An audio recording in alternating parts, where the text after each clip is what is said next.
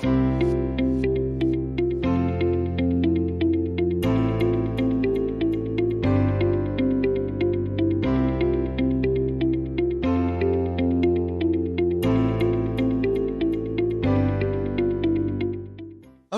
good morning, everyone. It's so nice to be here in Malaysia. I've traveled thousands of miles just to reach out to one of the best global health examples in Southeast Asia.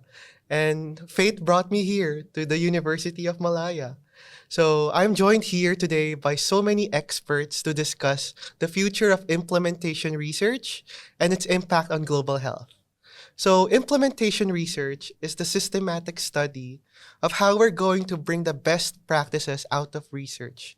How do we apply knowledge, findings into science based and evidence based actions?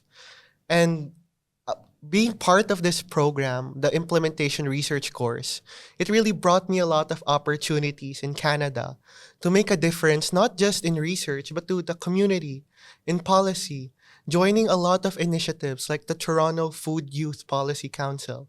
All of these initiatives require research because we're impacting the lives of people.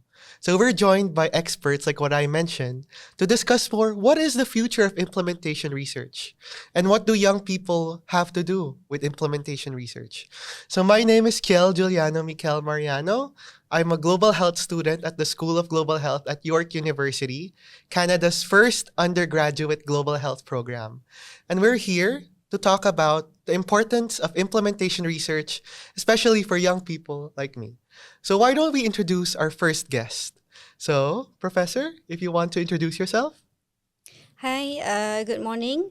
My name is Dr Rafdzah Ahmad Zaki, and I'm a public health medicine specialist and also a professor of epidemiology in our department, which is a Department of Social and Preventive Medicine in UC Malaya.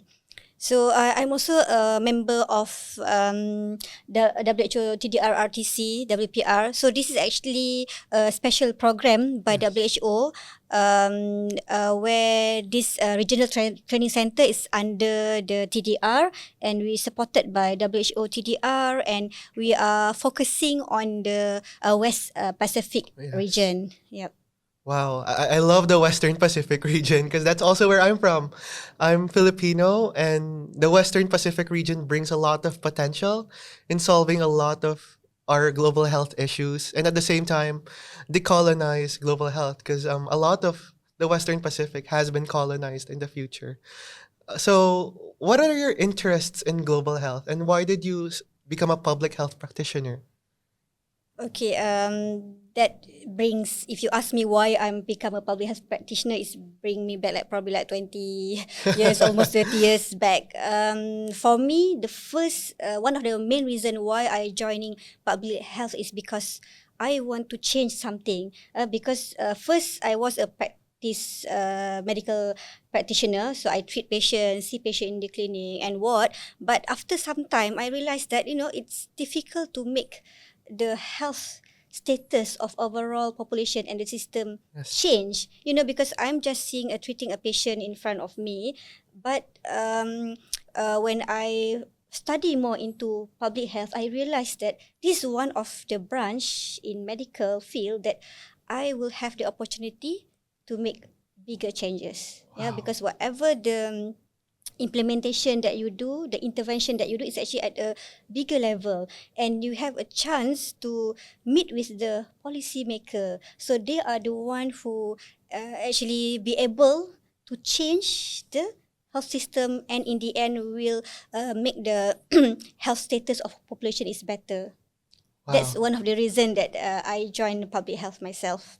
Wow. So from being a medical practitioner, she went into serving the entire population. And that's very inspiring, and it's an awakening for so many public health practitioners. We've seen the stories of how they treat the population instead of just treating the patient.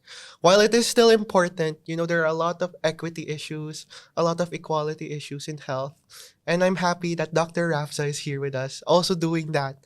And, adding a layer of evidence-based knowledge to it by championing implementation research. So we talked about policies, we talked about our our goals and shared agendas. And one of them is the 2030 agenda. So, is there a particular sustainable development goal that resonates with you? I think as a public health practitioner, I mean, we have to look at all aspects of the SDG, where that we can fit in just to improve the global health in general. So for me, I want to bring specific to my role here lah in the center. So when we established this center back in 2020, so that is among the early stage where most of us learn or knew about implementation science. Wow. So I know I've been in public health for quite a long time, but we always been exposed about yes, global health, the evidence-based practice, but most of the time we've been taught on how to come up with the evidence, how to produce the evidence, but in the end, how actually we can translate back to the community, the impact to the community. The stress on that aspect is a bit little. So when we learn about implementation science, I myself first think that implementation science is something that I know all this time as a public health specialist. Yeah. But when I've learned in my training in IS, I learned this is something different that even I'm as a public health practitioner, I need to learn more. Yeah, because for us to make an impact in any goal that we want to achieve, we need to have strategy. So that's what in implementation science is, because like you mentioned before, this is like a study of method how we're going to actually implement the research.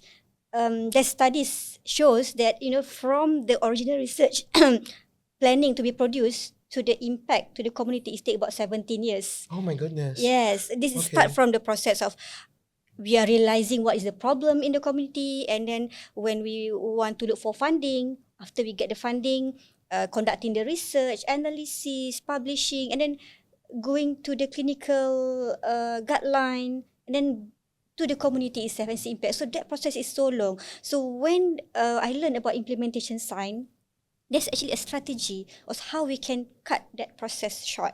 There's a method how that we can actually implement whatever the finding from the research to the community in more effective way. So for me, the IS in a short, like for us to identify the gap between the evidence that we have to the practice in the community that we can see the impact. So that's what we are doing in implementation science. Wow. It was so inspiring to hear that from Dr. Rafdzah.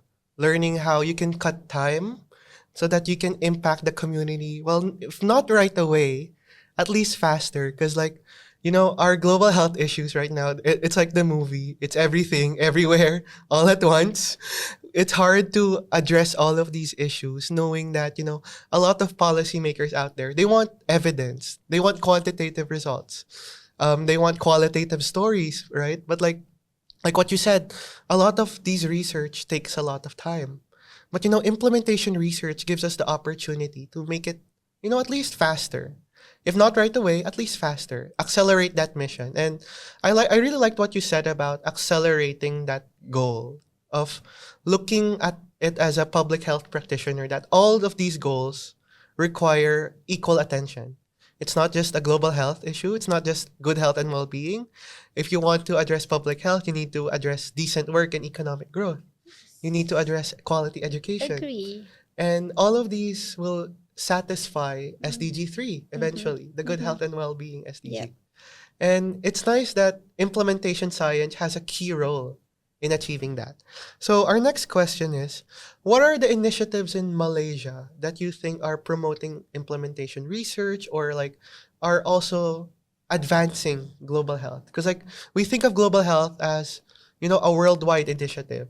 You have to travel abroad to impact global health. But I'm sure there are local stories in Malaysia. So why don't you share about that? Okay, as I mentioned before, implementation side is actually something relatively new in Yes. our area. But what we are doing, especially under the TDR RTC, we are actually is a consortium here. We are working together with our partner in Ministry of Health. Okay, us as a secretariat in Universiti Malaya, and also we have partner with the UNU. So we together try to promote the idea of IS by by doing the capacity building. We are try to promote the knowledge, okay, and then do the training at different level. For example, those our partner at the Ministry of Health, they are doing the training among the implementers, because in real world, they are the one who actually seeing the community at the close level. They are the one who implement most of the program activities. So that's what we are trying to do now. So at the our level, at university level, so we are promoting the knowledge, of course, among our students and also among other researchers. So we conduct training either as one of workshop, or also we do include the component of IS in our Master of Public Health. In fact, we already introduced a new module on implementation science as one of elective for our Master of Public Health program in Universiti Malaya. So that's one of the effort from us to promote the practice of implementation science in Malaysia. And not only promoting or giving the knowledge, we are also taking part in the research of the implemented research as well. Yeah, because you have to practice yourself, then you know how the experience of implementation science is. So we also do research. Especially like myself, my interest is more to infectious disease. So I have studies related to HIV and leprosy, and at the same time, we also try to engage the community, so that they also know what is implementation science. Because when we talk about the strategies in implementing a certain program or intervention, all these stakeholders need to be involved. Yes. Yeah, this community. So when they also understand why we approaching them, sometimes we approach them a bit early, before the final product of the intervention.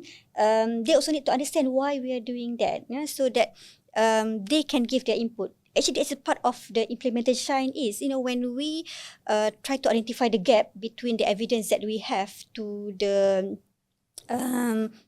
implementation in the end, that gap is actually to identify what are the facilitator, what are the barriers that that particular community will face if we want to introduce that certain evidence. So by get them engaged in the activity before we finally implement the activity or intervention, we can address all the barrier that potentially occur. Yeah, in comparison, if we don't have that, we don't have IS, from the evidence straight away to the practice, the effectiveness will be less, because we know that in research, all the experiment studies in a controlled environment.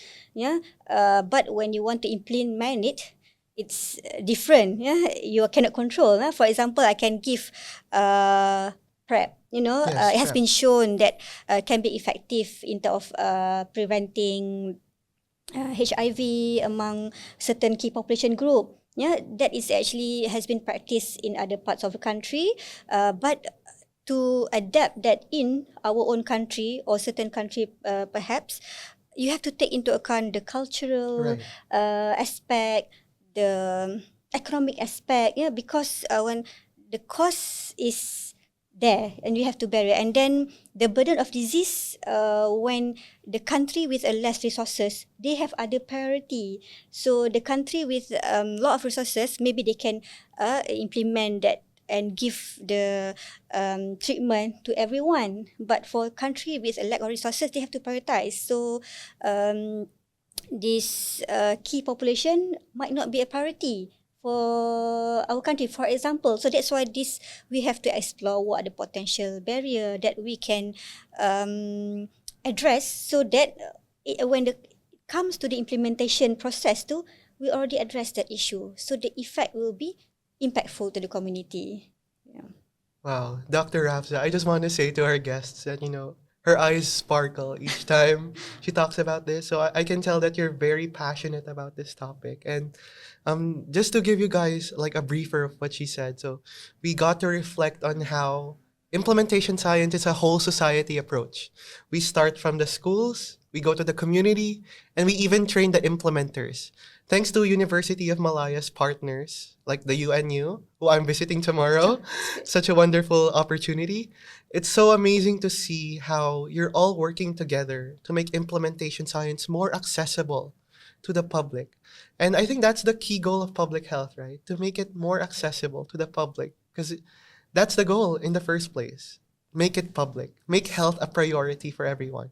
And I liked how you touched on the commercial determinants of health, on how some countries may not afford these resources like PrEP because it may be costly, and we have to take into account cultural barriers, all of these determinants that we often overlook. But good thing there are public health specialists who are studying that so that we can create better health outcomes for other people.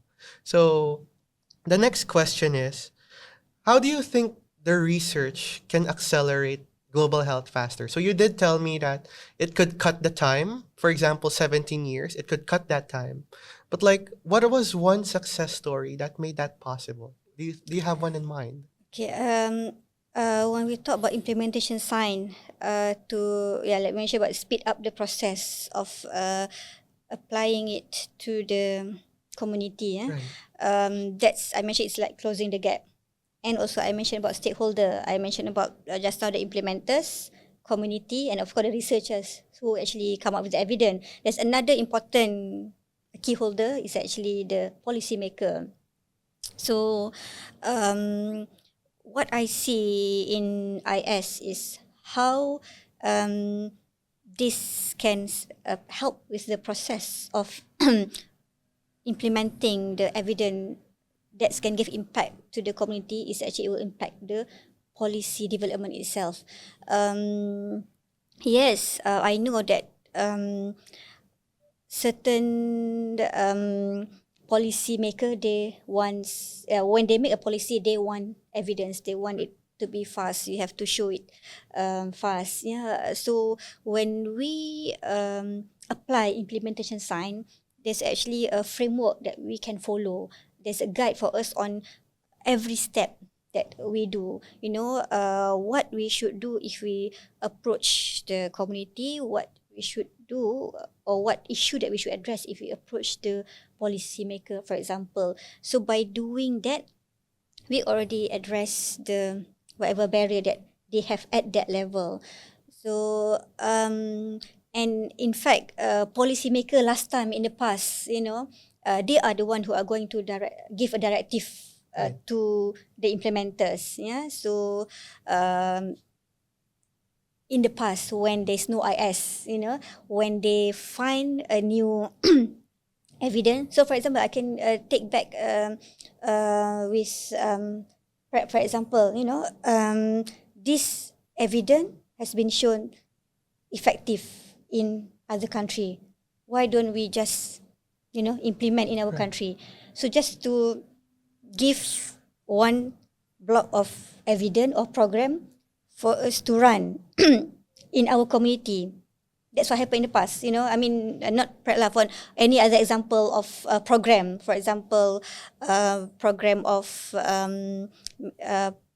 either methadone replacement therapy. That's one example as well. So when you have that evidence shown in other country, it works. We want to implement in our country, but as a policymaker or the one is higher level, they just give us that as, you must do it. You must show us the result in 6 months or 12 months.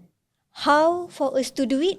they don't tell. So that's the problem. We know that the evidence is good, but they just give everything to the implementers without guiding anything. So that's the problem. When there's no guidance, that's make it difficult and makes the program less successful. So with implementation sign, when we do training, we also invite a policymaker to be part of the participant in our training. So when they know about this, they realize that what they should do. So there are steps. Not only just giving them the program, but you need to give them with certain strategies, or you have to expect then. You cannot just give the program and you can see the result there and then. There's a process where we need to adapt that program to our own community. Yeah. So community A might have a different issue to be approached. Community B might have another issue to be approached. So that strategy should be different, so that you can have the biggest impact. So that's one of the role. I can see that how IS can help in term of at the policy maker level. And again, when they make the policy, they can make something that is realistic, the goal that they can put in, because they know the process take certain stages. There are things that you have to be done before just conducting the program and seeing the impact. Yeah. So by understanding the process, then they can make they can apply the evidence more effectively, and then they can make I would say a realistic goal for the implementer to achieve, so that the implementer will not become frustrated. Because sometimes when you receive a direction from the high level, or you must run this program, you must have this outcome in the end, but you can't really achieve the outcome, it make you feel frustrated, and then in the end you just forget about it. You just move on to another program. Yeah. So I think that's we want to prevent that happening, because we know that whatever produced by the evidence usually it works. Yeah, but how you to do it at field, at the community, that's actually determine whether you can achieve the highest impact or to the community or not. Okay, so we really touched about policymakers and to make implementation science accessible. It also has to be implemented by policymakers. Yes. They have to work together. Everyone has to do their part to make it more accessible. The issues with a lot of policymakers, I guess, is that they don't understand what implementation science is yet. And it's interesting that the University of Malaya and other partners also work with them so that you could train them. And I think that's a good way to make research, to make research understood to the public. Because I often think research is very, elite. Like not a lot of research can touch the public or the people we really want to help. Yeah. But I think implementation science is that bridge already. And I wanted to ask, what are the updates of the implementation science program at University of Malaya? You did mention to me that it's going to be part of the master's program as an elective, but like the same course I had with the massive online open course. What are your updates with that, and what's the future of that course? Okay, thank you. Before I go into that, I just want to add a bit more, because you mentioned that now you say not many policymaker understand about IS, but I would add into that, not only policymaker, even the academician, the researcher, the clinician. In fact, some of the public health practitioners also, they don't understand IS really. So I think like myself, before I attended training, I also have a misunderstanding of what is IS is. Yeah? So I think that's our role, right, to make sure that we deliver the information to everyone, not only target of policymaker, but also others, especially the researcher itself, the public health practitioner, and the future public health leaders. That's what we are doing with our master program. So I think we have to approach everybody so that everybody is understand about it. Right. So going back to the program, like I already mentioned that we are already introduced a new elective program on implementation science for our master of public health, and as part of the RTC TDR activity, we're doing the online annual online course, the one that you mentioned, the MOOC online, and we going to continue with that program because we can see that every year the number of participants keep increasing. So we can see that the interest into that course is increasing, and then the number of countries who participate in that MOOC also been improving. So for now, we have about 200 to 300 students enroll to the program within more than 10 countries involved in that course. And for this year, we will run the same MOOC again in November. So we hope we reach more participants to join in. And then I can see that this opportunity with the online training, we can reach much more audience.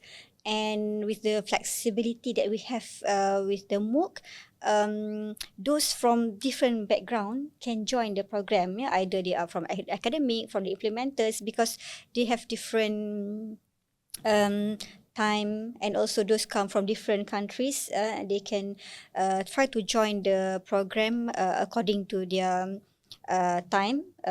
And apart from this online MOOC that we have on Introduction to Implementation Research, we also starting to develop a program on ethics in IR, yeah, because we know the typical research that we know is actually not the same as implementation research. So the research is have a different approach. So the ethical issue in implementation research is also different. So that's why we, the WHO TDR is actually developing the ethics in IR module, and we hope this will come out soon. And in that module, we discuss a few case studies related to ethics in IR. And apart from the online course, MOOC online course, but there are also material available online at the WHO website, where you can learn about the fundamental of implementation science, and also the ethics in IR. So the beauty of online learning is that you can have the flexibility. It will be something that is cost effective, because the maintenance probably is a bit low maintenance, and we can monitor also the content of the online. That's where we can try to upgrade that content over the time. So we hope that we will get more participants in future. And then when we first introduced this RTC, that was back into 2020 when the pandemic started in. So that's why everything was 100% online. So we hope also we can try to have some perhaps hybrid or face-to-face training, especially that's probably on the ground, that involve community, so that the learning experience will be different. But of course, the target group probably will be different with the online MOOC. Yeah, but that is our hope. So we want that this TDR RTCW PR center is some center that is strong in IS or IR, and then we can build our capacity, and also we hope that to reach to other WPR country. So that's our aim. Wonderful. So the goal of University Malaya and its partners are really increasing, right? And I really hope that we see more specialists in IR and IS in the future. If you want to learn more about this program, feel free to visit their website. Feel free to learn more about the Faculty of Medicine, and let's learn how we can implement IR and IS in our own way. So thank you everyone for listening and for tuning in, and I hope to see you guys again soon.